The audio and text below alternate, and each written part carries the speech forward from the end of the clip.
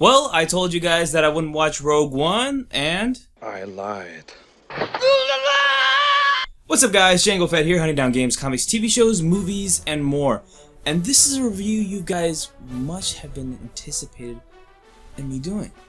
So, Rogue One, I told you guys that I really didn't want to do.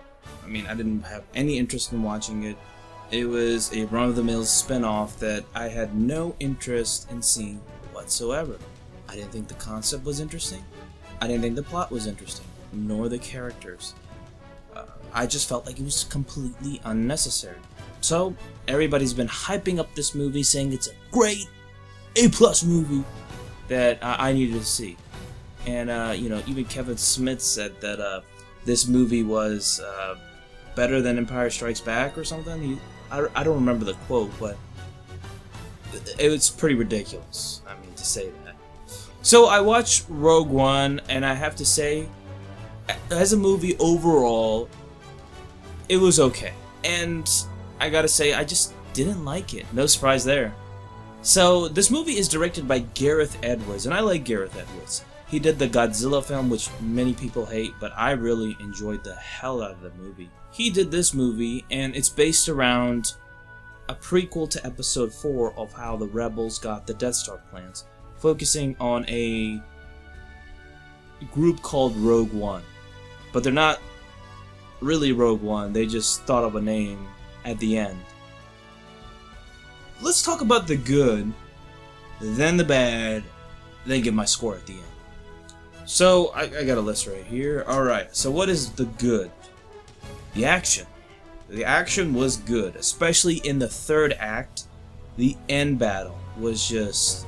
it was very good. It was at least half an hour. It was pretty good, I gotta say. The action and effects for that battle were really great. The AT-ATs with the blasters shooting down on the troopers shooting at the other troopers.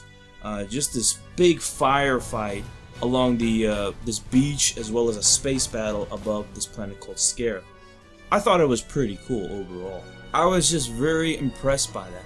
And plus, they added at least 30 seconds at the end with Vader showing up and in his unstoppable rage was just mowing down rebels to obtain those plans, the Death Star plans. And the best character by far is K2SO4 or K2 or whatever his name is. He was the robot character. He was definitely the best. But it's kind of sad to say, because when a robot character is better than a human character in a movie, that's not a good sign. Also, he's not nearly as cool or interesting as HK-47 from Knights of the Old Republic. Nobody could beat that SOB. So just overall, the last 30 minutes of the film really saved it overall, and that's what I really enjoyed. Let's talk about the bad. And I got a huge list for the bad. Whew, this might be nitpicking, but I want to draw out all of these criticisms. This is all spoiler, and I mean, this movie has already come out since December, so a lot of people, everybody's pretty much seen it. So I'm just gonna point these out. So the first two halves of the movie, the beginning and then the second half, were just really boring and just didn't do a really good job setting up into the battle. The battle just felt like it just happened. I just feel like the battle wasn't just properly set up. Unlike how they did with Episode 2, I feel like this one, they just don't do a good job of just setting up the battle. It just happens. I felt like the first two halves were just boring and it just didn't lead anywhere. It was just these flat characters, and I'll get to the characters in a second. They tried to make you care about these characters and have a story revolving around them. But you could tell they were just cut off to make the movie just more action-packed, which it really wasn't until the third half. And just try to have a focus on them. I didn't care about a single character in this movie. I'm not joking with you. Not a single one. Not even K2SO4. I thought he was okay overall. This is a really bad thing for a Star Wars film, to have bad characters that are just all unmemorable. This has been the strength of Star Wars films, from Episodes 1 to Episode 6, and even Episode 7, with Rey and Finn, as well as Han Solo being in the film, and Chewbacca as well. The characters you care about, as well as the development into them, has been fantastic. This one there is just none.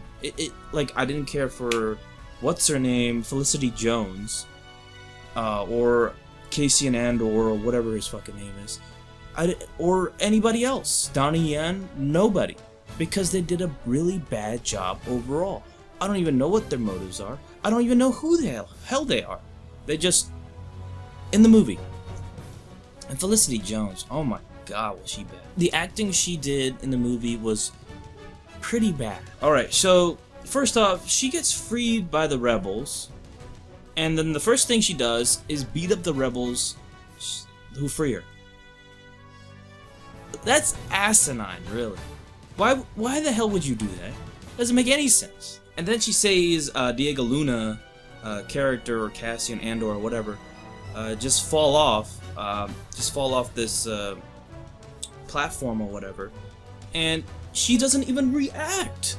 She just looks at him. Okay, you're gonna go up now. She doesn't even react. She's not like, no, or anything. She doesn't show any emotion. I thought that was bad acting right there. She was just like, oh, you fell. Time to go up. Like, really?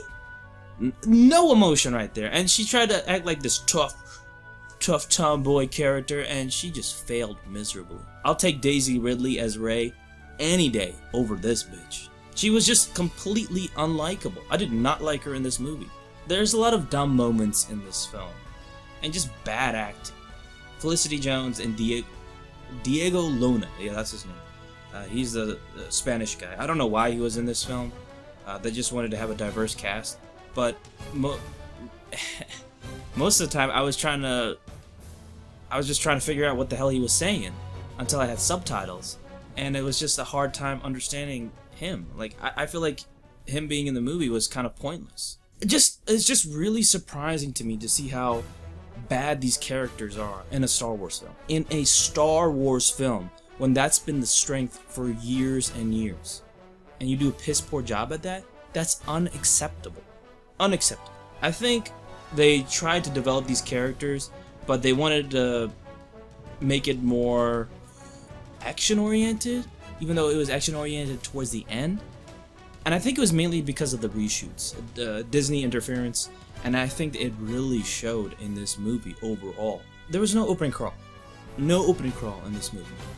When you're trying to explain to an audience, like which Star Wars films have always done, just an opening crawl, just tell us, just set up the film for us, to help us to know what is going on.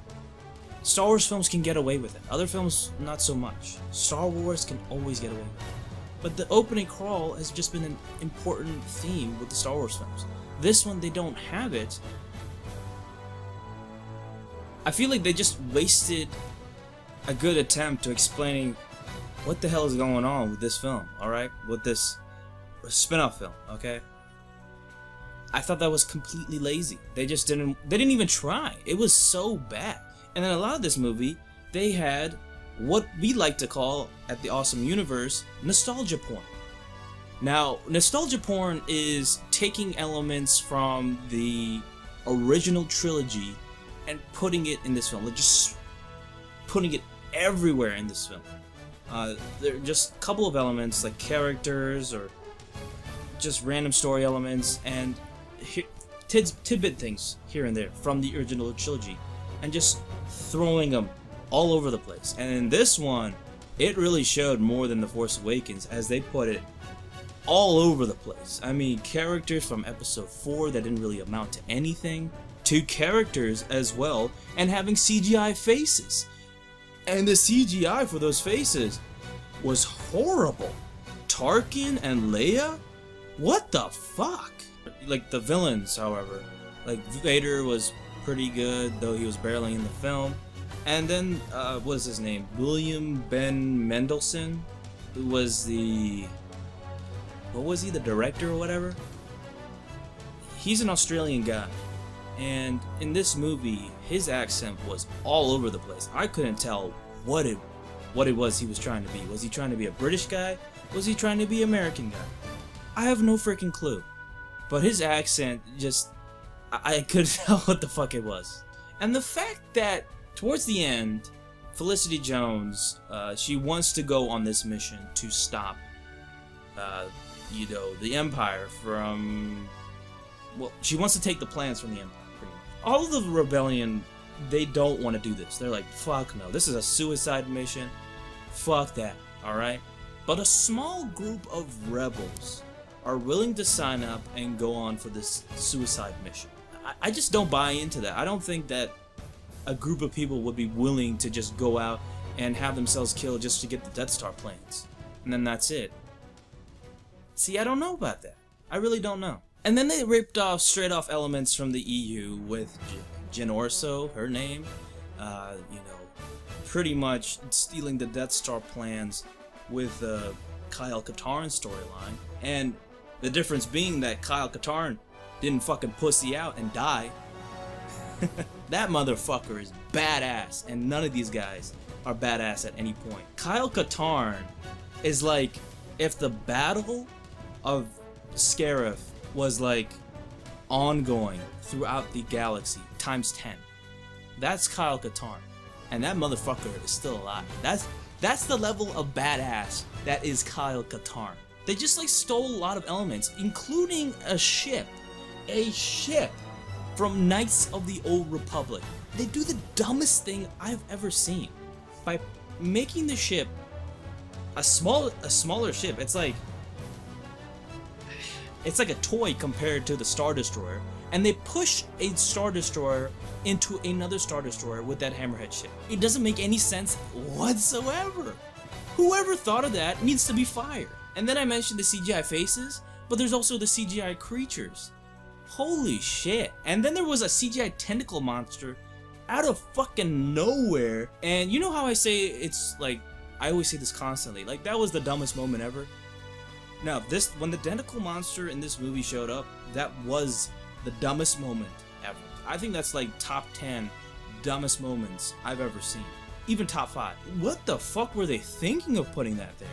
That was just... Ooh, wow. Fucking stupid. Oh boy, that was rough. So Star Wars Rogue One gets a...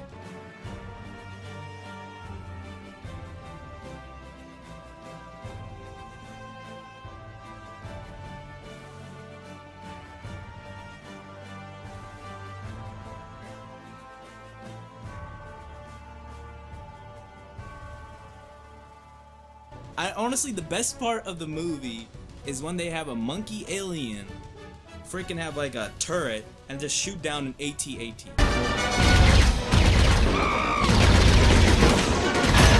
That was the best part of the movie, by far. Monkey alien. Oh man, that was... See, I like creative stuff like that, okay? That was cool. Be it very short, I like that movie. But overall, this movie was dry and completely overrated. This movie is not a 5 out of 5, it's not a 4 out of 5, it's not even a 3 out of 5. I don't see it. I really don't see it. It was completely unnecessary and unwarranted. Give me something continuous to this new era and don't go back to the original trilogy. But no, they go right back to the original trilogy and just rely on that for their success. The spin-offs are just really gonna kill Star Wars in the end. Completely unnecessary movies that don't really amount to anything just to fill in the gaps, which they can do with a fucking book or video game, but instead they want to do this direction to make more money. It's sad. I mean, this is gonna be the milking and death of the franchise with these spin-offs. It might not be the death right now, but later on in the future, I'm telling you, people are going to be really sick of Star Wars. And some people actually are right now. So next up is Gods of Egypt. I'm gonna take my sweet ass time with that shit. Fuck you guys. But overall, I just didn't see anything with this movie. This movie is meant for the casual fans, not so much the hardcore, the expanded universe fans like us. It's not meant for people like us. It's just meant for the casual Star Wars fans who just want to go out and just watch a big action movie with no substance whatsoever, and this one really showed. And honestly, this is the worst Star Wars film I've ever seen. It is the worst. Even worse than Force Awakens, and I don't know how you do that, but That one had clear as day problems, but this one, yeah, it's got its set of problems behind its mask of action, really good action scenes, but it's just boring. It just doesn't do anything much to it. I'm just gonna watch the good trilogy again, the prequels, man, because I really enjoyed the shit out of them. I'm still waiting for Disney to, you know, re-release the Blu-rays for the original trilogy. I'd love to see the shit out of that. I'd definitely buy that day one.